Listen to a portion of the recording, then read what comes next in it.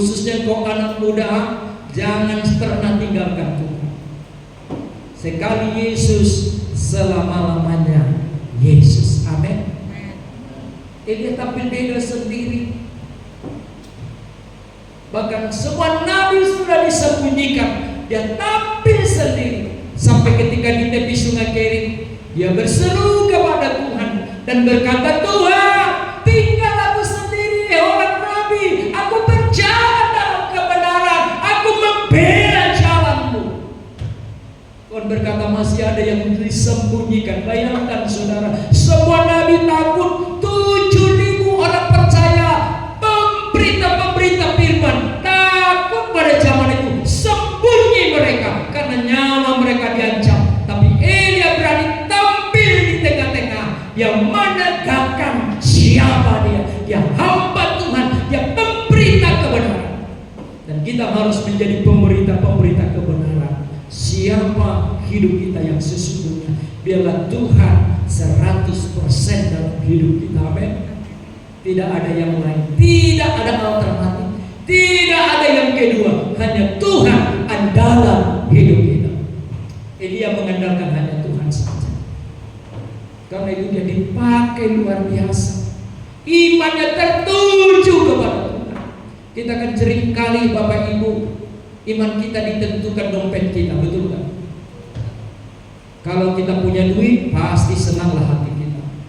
Tapi kalau duit kita lagi paceklik, kita mulai ragu, kita mulai bimbang, kita mulai khawatir. Apa yang ku makan hari esok? Apa yang ku pakai berlegaras? Apa yang ku pakai dan lain sebagainya. Kontrakan sudah mulai tanggal jatuh tempo. Apa yang mau ku pakai? Kadang-kala kita gelisah, kadang-kala kita takut hal-hal itu terjadi. Tapi dengar baik-baik, Alkitab berkata dengan sungguh-sungguh, orang yang mengandalkan Tuhan tidak akan pernah kekurangan. Amin.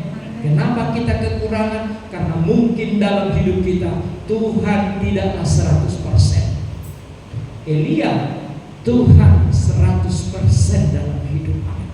Yang ketiga saya temukan dalam hidup Elia adalah, nah ini yang paling penting, Elia adalah orang yang suka berdoa. Amin.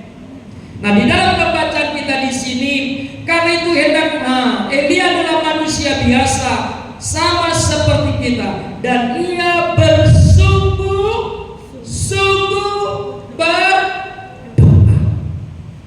Nah, saudara, mari dihadiri kita semua. Sungguh-sungguhkah kita berdoa? Sungguh-sungguhkah kita beribadah?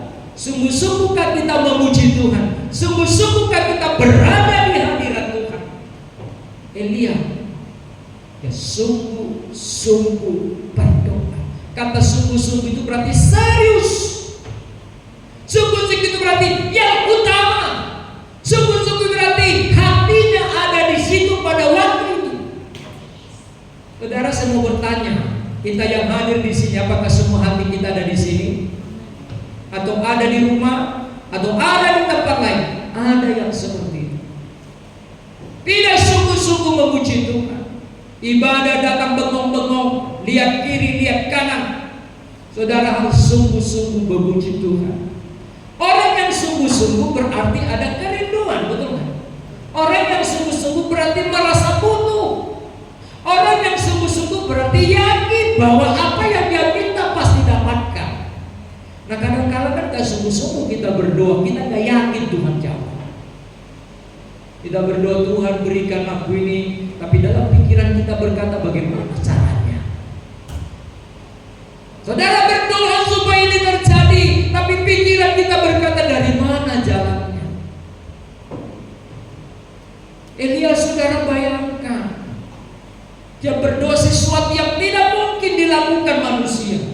Betul kan? Yang dia minta, Tuhan jangan berikan hujan 1 minggu aja, dia gak berkata begitu.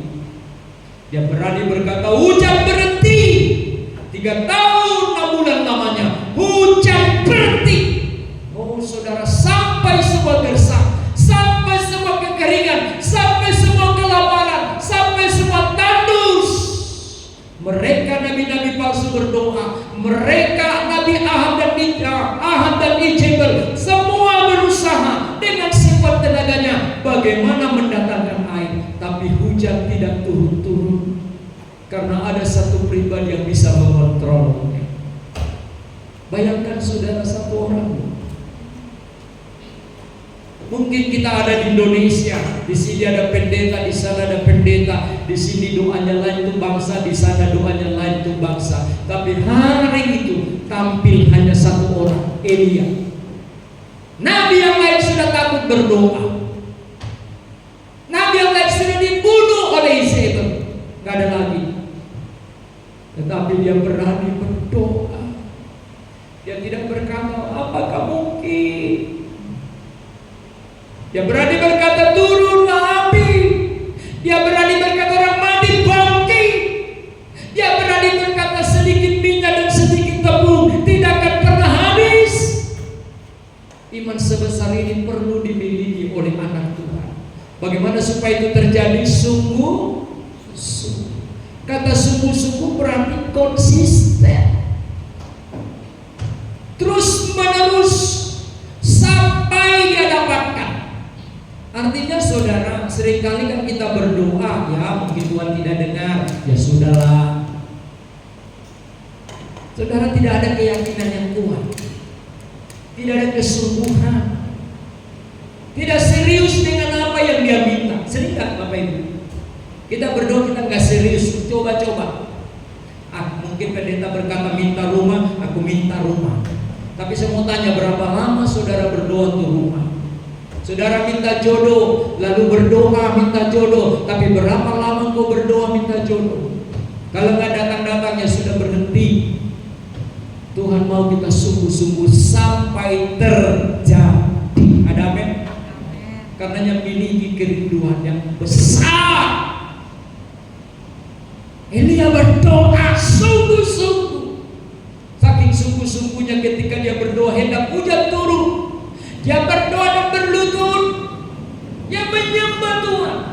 Lalu dia berkata kepada anak buahnya, tolong lihat sudah muncul awan di sana. Dia lihat belum muncul. Dia berdoa lagi dengan sungguh-sungguh. Setelah lama dia berkata, tolong pergi lihat lagi sudah muncul titik awan sedikit di sana.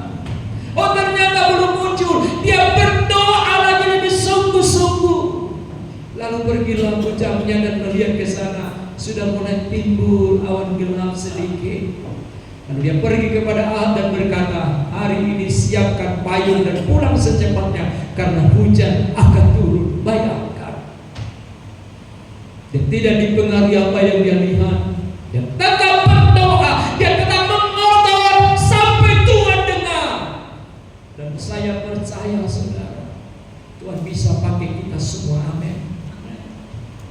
Hal yang mustahil bisa tidak mustahil.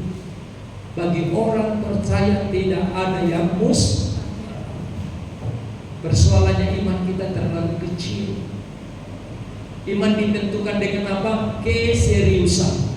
Iman ditentukan dengan apa? Kerinduan. Iman ditentukan oleh apa? Hubungan dengan Tuhan.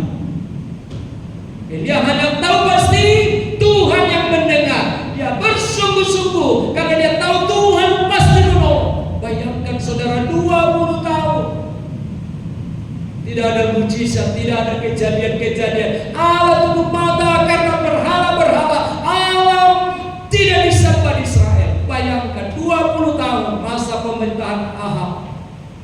Tidak ada perbuatan-perbuatan yang dahsyat hari itu. Tidak ada berita-berita tentang mujizat pada hari itu. Tetapi Elia tampil beda.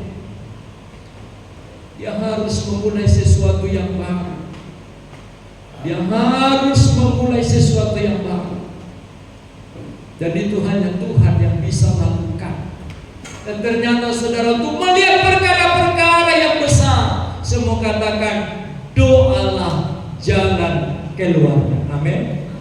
Tetapi saya melihat terlalu sedikit anak Tuhan yang mau berdoa. Kalaupun berdoa hanya doa makan. Padahal Yesus berkata,